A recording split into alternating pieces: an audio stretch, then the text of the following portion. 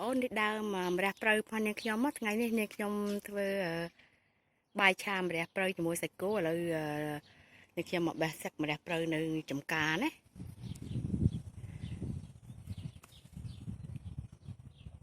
រៀបសួរបងប្អូនមិត្តភក្តិទាំងអស់គ្នាចាថ្ងៃនេះជួបនាងខ្ញុំសារជាថ្មីម្ដងទៀតហើយណានាងខ្ញុំនឹងមានមុខម្ហូបថ្មីមួយមុខមកបង្ហាញជូនបងប្អូនគឺនាងខ្ញុំធ្វើបាយឆាម្រះព្រៅណាបាយឆាម្រះព្រៅគ្រឿងផ្សំនាងខ្ញុំមានសាច់គោចានេះខ្ញុំមានសាច់គោចាសាច់គោដែលផុយមកផុយមកណាចំនួន2ខាំហើយនេះមានម្ទេស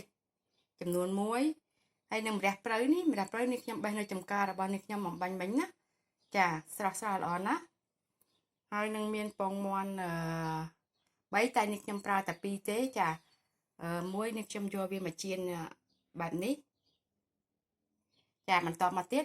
នេះខ្ញុំមានបាយចំនួន1ចានចាបាយនេះបងប្អូនដាំឲ្យវារៀងស្រួយបន្តិចមកណា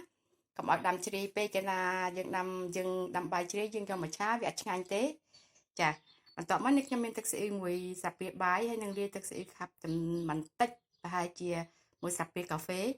ហើយនឹងនេះខ្ញុំប្រើស្ករចំនួន2ស្លាបព្រាកាហ្វេទឹកប្រេងខ្យងចំនួន1ស្លាបព្រាបាយហើយនឹងមាន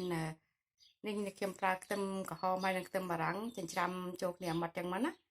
ចាឥឡូវនេះខ្ញុំនឹងបង្ហាញបងប្អូនពីរបៀបធ្វើទាំងអស់គ្នាណាយើងកម្ដៅខ្ទះក្ដៅមក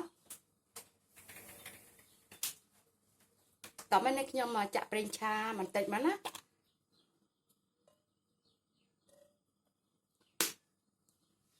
ដាក់ខ្ទឹម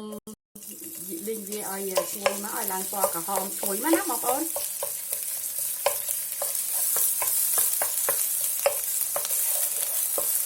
បន្ទាប់មកខ្ទឹមវាក្រហមណាឥឡូវយើងចាប់ដើម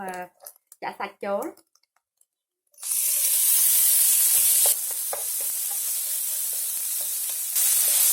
វាឆាវាឲ្យរៀងស្ងួតចាបន្ទាប់មកនេះខ្ញុំដាក់ស្ករសចូលដាក់ទឹកប្រេងខ្យងចូលមកណាទឹកស្អ៊ីវចាបន្ទាប់មកនេះខ្ញុំដាក់ម្ទេសចូល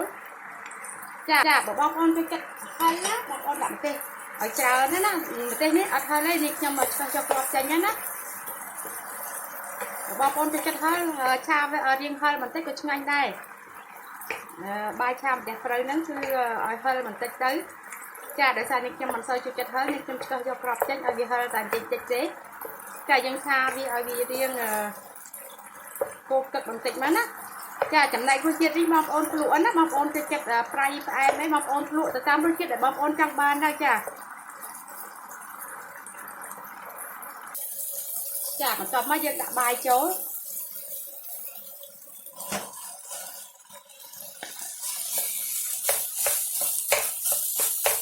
ចាយើងឆាច្បល់ចូលគ្នាឲ្យសព្វណា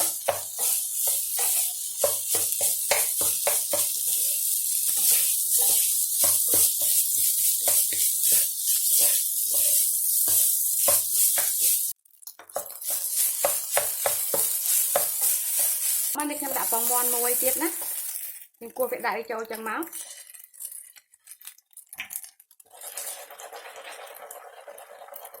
ចាបន្ទាប់មកយើងច្បល់ចូលគ្នាឲ្យសព្វមកណាចាចុងក្រោយនេះខ្ញុំដាក់ម្រះព្រៅចូល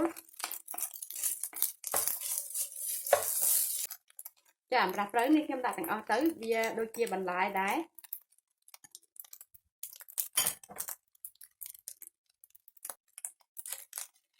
ចាយើងបន្តមកយើងឆាវាតែ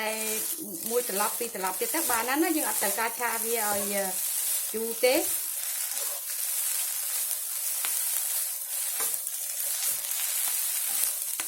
ចាតែប៉ុណ្្នឹងមកបានហើយ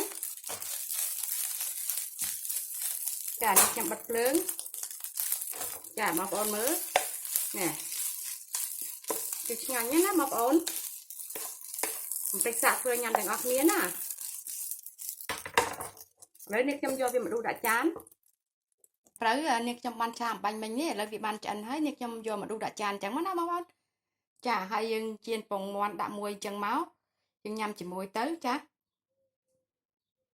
រសជាតិនេះគឺឆ្ងាញ់ណាបងប្អូនឈ្ងុយម្រះព្រៅចាបងប្អូនកុំភ្លេចសាកទៅញ៉ាំទាំងអស់គ្នាណា ចា៎នេះខ្ញុំក៏សូមអរគុណបងប្អូនណាដែលបានចូលមកទស្សនាវីដេអូរបស់នេះខ្ញុំតាំងពីដើមរហូតដល់ចប់យើងសង្ឃឹមថានឹងជួបគ្នានៅវីដេអូលើក្រោយទៀតណាជម្រាបលា